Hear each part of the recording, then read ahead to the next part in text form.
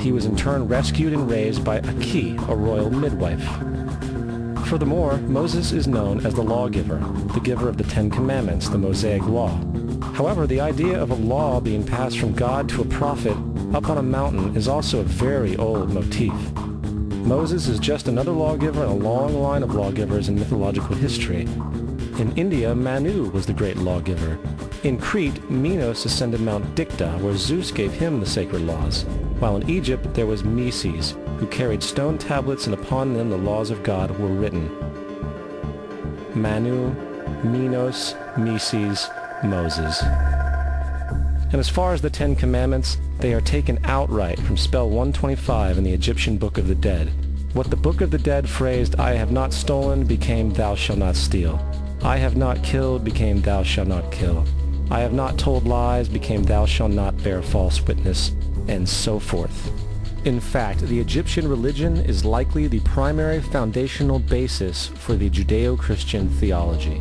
Baptism, afterlife, final judgment, virgin birth, death and resurrection, crucifixion, the Ark of the Covenant, circumcision, saviors, Holy Communion, Great Flood, Easter, Christmas, Passover, and many, many more are all attributes of Egyptian ideas long predating Christianity and Judaism. Fundamentalist Christianity, fascinating. These people actually believe the world is 12,000 years old. Swear to God. I actually asked one of these guys, okay, dinosaur fossils. He says, dinosaur fossils? God put those here to test our faith.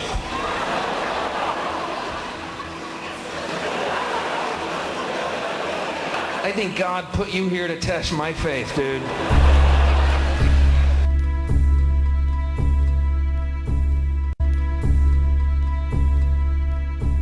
The Bible is nothing more than an astrotheological literary hybrid, just like nearly all religious myths before it.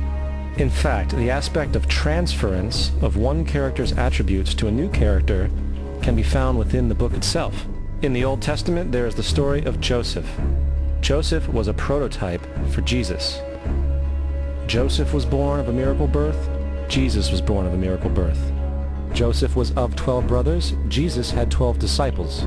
Joseph was sold for 20 pieces of silver. Jesus was sold for 30 pieces of silver. Brother Judah suggests the sale of Joseph. Disciple Judas suggests the sale of Jesus. Joseph began his work at the age of 30.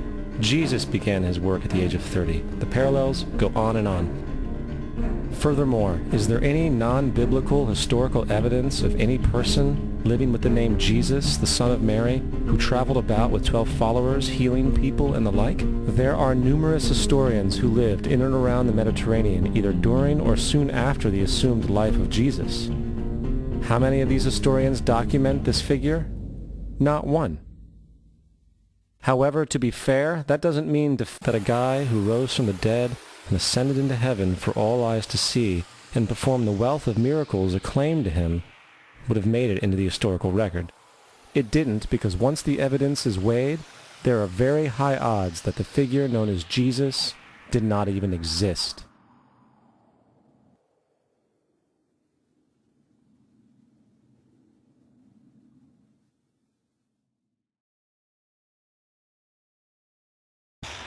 Three F-16s from Andrews Air Force Base, located 15 miles from the Pentagon, are flown 180 nautical miles away for a training mission in North Carolina. Fort Belvoir, an Army base 10 miles south of the Pentagon, is preparing for an exercise intended to test security in case of a terrorist attack.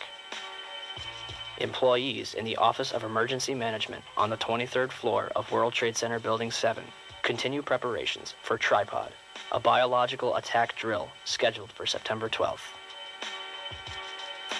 Finally, the National Reconnaissance Office in Virginia begins a drill at 8:45, conducted by a team from the CIA, in which a plane crashes into their building. Also, a number of war games were being conducted that have yet to be fully disclosed. Ask about the war games that were planned for 9/11. Commissioner Gorelick. Could you please be quiet? We have only a few minutes with General Myers. I'd like to ask a question. General Myers, the I'm sorry. I would ask, please, people in the audience to be quiet if you want to stay here. So, sir, I've... Statement. This commission has not answered my questions. I'm walking out. It's a farce. I will. Thank you. So let me get this straight. On the morning of 9/11, the United States is running drills in which hijacked aircraft go in and out of radar. Fighter jets are flown out of the United States, and planes are crashed into buildings. What a coincidence. Who didn't warn everyone in the building? I admire that greatly, and I think that may very well be one of the reasons for your leadership and your cooperation with this committee. Thank you. God bless you.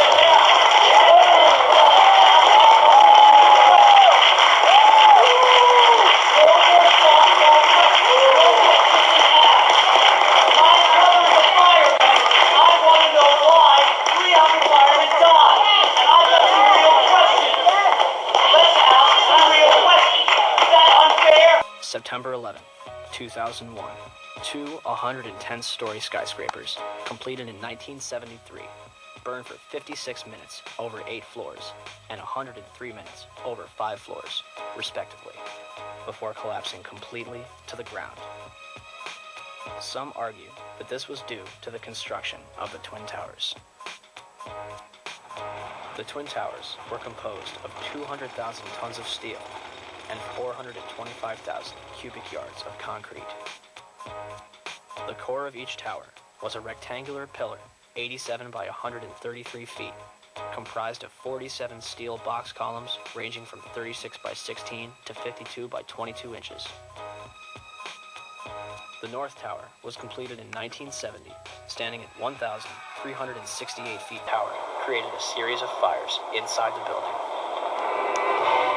If this is true, it would be the third steel-frame skyscraper in history to completely collapse because of damage and fire. The first two would be the Twin Towers. February 23rd, 1991. One Meridian Plaza, a 38-story skyscraper in Philadelphia, burned for 18 hours across 8 floors. It is later described by officials as the most significant fire of the century.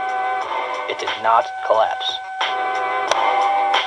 October 17, 2004. A 56-story skyscraper in Caracas, Venezuela, built in 1976, burned for over 17 hours and spread across 26 floors.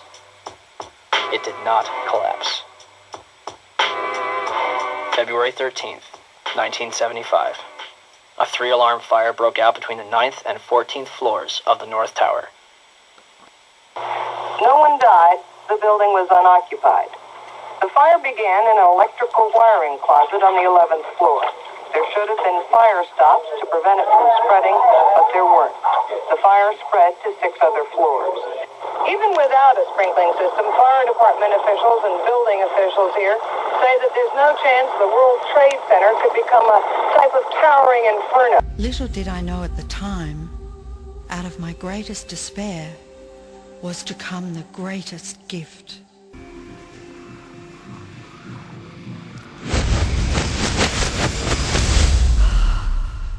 I'd been given a glimpse of a great secret.